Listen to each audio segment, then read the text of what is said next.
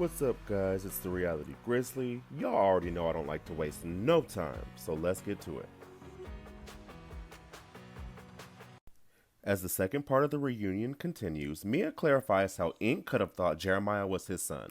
If you remember from part 1, it was brought out by Wendy that Ink came to Mia and Gordon's house to try to take Jeremiah, and she said it was because she had an affair which overlapped during the time of their marriage. Mia claims she had IUI and she knows her body and says this baby is 100% Gordon's. Honey, we the people are still demanding a paternity test because we all know Mia be lying.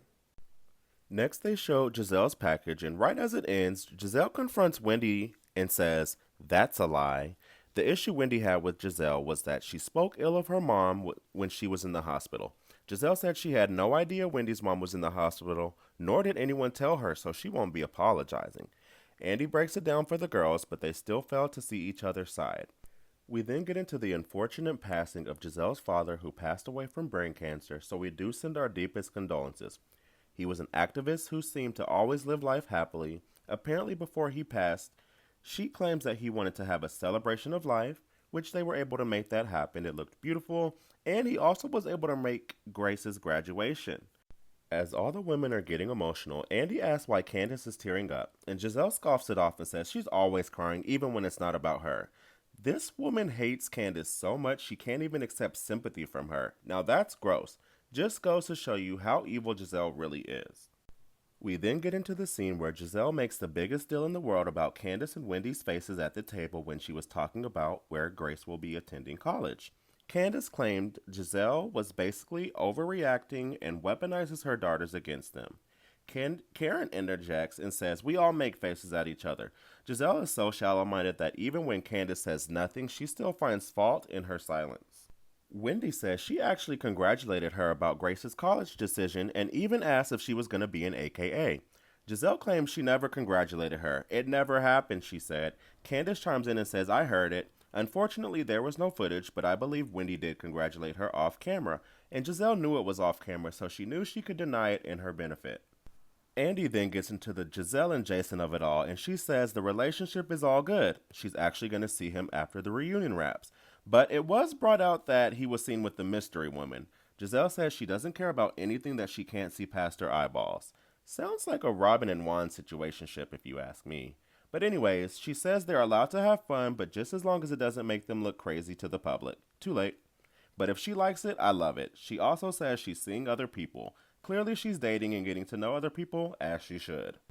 Next, after the ladies return from break, Candace reveals the small lump in her breast she was worried about has shrunk so small the specialist didn't even have to remove it. So congratulations to Candace, we love to see her health back to a good place. She shares the success of her tour, informing us she's happy with the outcome, says she performed her biggest show in front of over 1,200 people at the Fillmore. Andy then asks about the Drew situation, which I'm still confused about, so if anyone can really break this down to me and put it in the comments, I'd be very thankful. I think Candace wanted us to be confused in a way to save her ass, but it was something about the way Drew did business leaving a bad taste in her mouth. Seeing the way Drew moved and conducted business on Real Housewives of Atlanta, I'm not shocked she's allegedly conducting business the way she did with Candace. Candace also shares the victory over the Michael Darby lawsuit. Apparently, he was suing her over defamation of things that happened on the show. She says she's very happy it's all over. She also shared that Mama Dot thought Ashley knew all about it but kept quiet because if he won the lawsuit, she would benefit financially. Of course, Ashley denied knowing any of the details. Candace believes her, but I don't. I know good and well if Michael had won, Ashley's energy towards Candace would have been totally different. I believe Ashley has no soul and will do anything for the show to save her spot, so if Michael Darby won, she would have rubbed it all in Candace's face. Robin then feels the need to get into the tweets that Candace spewed on Twitter, which led to Candace breaking down the events in a chronological order. Long story short, Candace reached out to Robin after the reunion and was ignored multiple times before Candace then decided to let go and let have on Robin on Twitter, after she decided to save her reality for her Patreon members. Robin says she didn't respond because of the colorism comments made at the last reunion towards Giselle, saying it made her feel so uncomfortable as she breaks down into tears. I mean, it was just extremely hurtful to not only be on the receiving end of being accused of being a colorist, which I think is horrible. Robin, save your crocodile tears for another day because we all know you just want to have a reason not to like Candace. So lastly, the men come out, and I couldn't help but notice Chris Bassett looking so unbothered yet ready to let have on the Green Eyed Bandits. Andy asks all the men how they've been, and when he gets to Chris, he says, "Why haven't we seen you much this season?" Chris says he felt so unwanted, but also says he just doesn't give a bleep. After the assault accusation, he has nothing to say to them about it. Robin then mentions, "What about the screenshots? Robin, how dare you? Your man is not even there to question another man about what he's doing." But anyways, Chris replies, "I've never met the person." Robin's like, "Well, you don't have to know the person for there not to be screenshots." And Chris continuously says, "I've never met the person."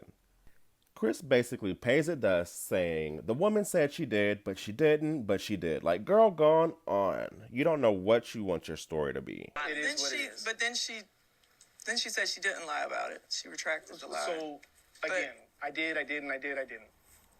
I have nothing to say on it. Baby, after Chris read the Green Eyed Bandits their rights, Andy then asked them, how do they feel about Juan not being there?